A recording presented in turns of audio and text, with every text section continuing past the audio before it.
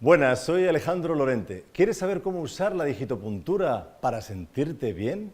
¿Tienes hipo?